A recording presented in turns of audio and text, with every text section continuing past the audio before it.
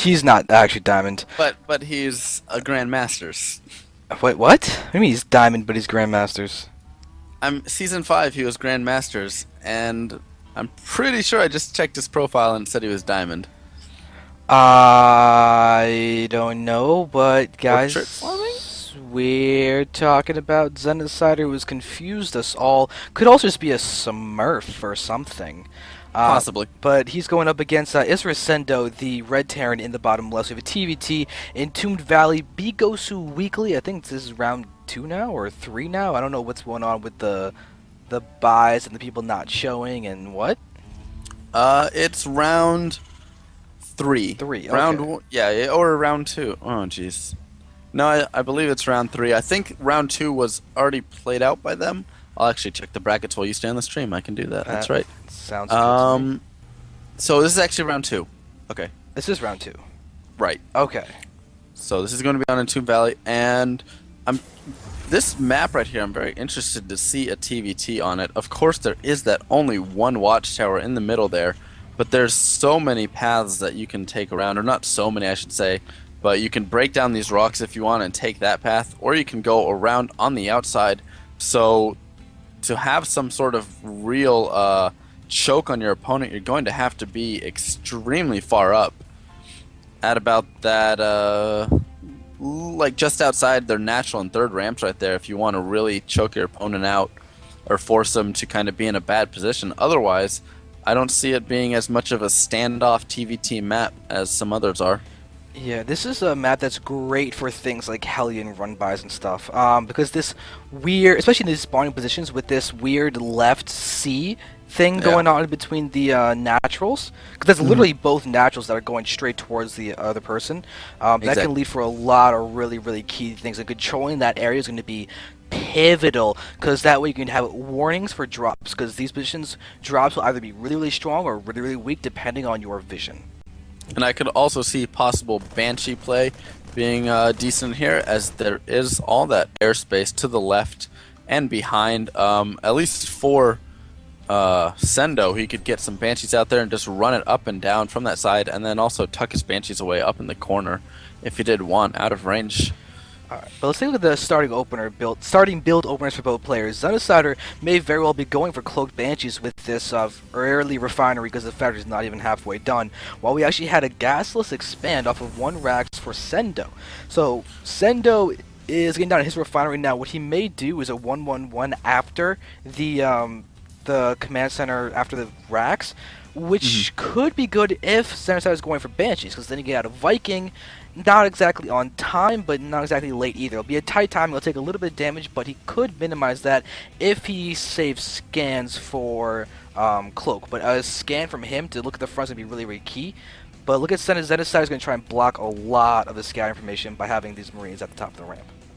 Right, and yeah, so that right there, that block will be huge, and does not look like the SCV is going to get it. Is it going to be able to get in? Yes, it will! So in the worst possible timing for SCS.Xenocider, he pushes his Marines out a couple steps and he's going to see everything. He doesn't see the starport, but I'm pretty sure he can assume there's something like that, as he does see a very fast tech lab on that barracks. SCS.Xenocider's doing what he did against Uick last week. He's going for the fast tank rush. Okay. He's going. So was that a TVZ though last time? That was a TVT. This seems to be his go-to TVT. And SenDoh did the same exact start as Uick did with the gasless expansion, except his follow to the gasless expansion is going for siege tanks of his own, apparently. Right, and I mean that's probably that's probably going to help him a lot, as his opponent is, of course, getting that extremely fast siege tech, and siege tech already almost halfway, or over halfway done, I should say. 30 seconds left till siege tech is ready. A tank is already out on the map, so this is going to be extremely early siege, and will SenDoh be able to deal with this is the question.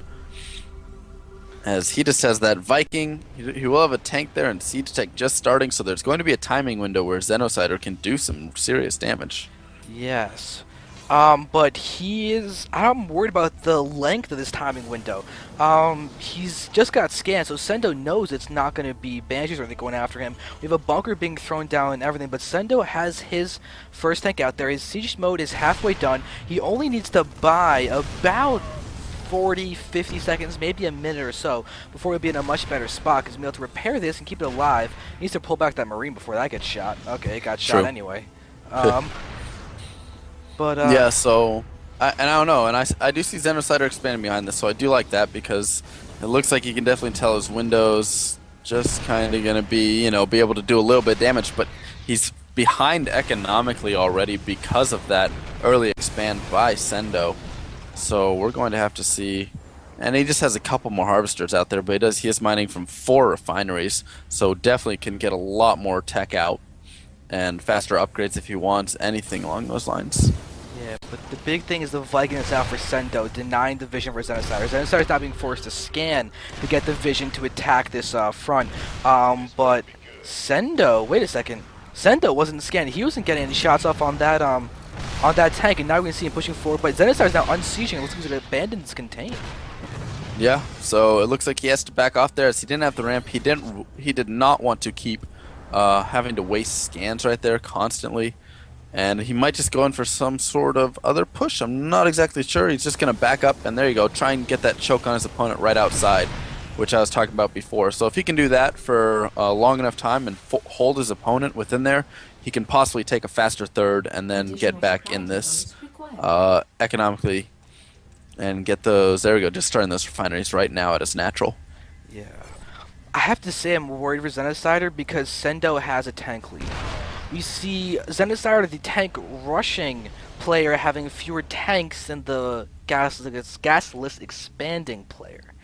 Right, and I mean that's just because the 4 refineries have been up for so much longer for SenDoh, and as you can see, he's got 350 gas stockpiled right now, plus the extra tanks, the extra Vikings, just everything because he has more gas, so he can just produce so many more units in that aspect. And it looks like Xenocider are going to have to retreat off of that push right there completely. Alright, but looks like actually SenDoh's going for double factory now. Let's see if he's going to go for his tanks or Thors or something. He has an eBay on the way and is just getting out of 3 factories. Looks like he's going to start going just straight up mech for his TVT. Yep, so it's going to be mech versus bio, it looks like, and yes, there goes the double engineering bay right now for Xenocider. So I love to see mech versus bio and just kind of see how it plays out. Mech, of course, a lot slower, a lot more pushing together, and as the bio player, you have to catch your opponent unsieged, and you have to do great drops, get good positions, and then you can take out those mech armies. And it looks like we do have a little push coming around this left corner that we were talking about before, but Xenocider are going to be able to scout that, so he's probably going to be able to siege up and get good position. But he's just going to go for a push up here, maybe.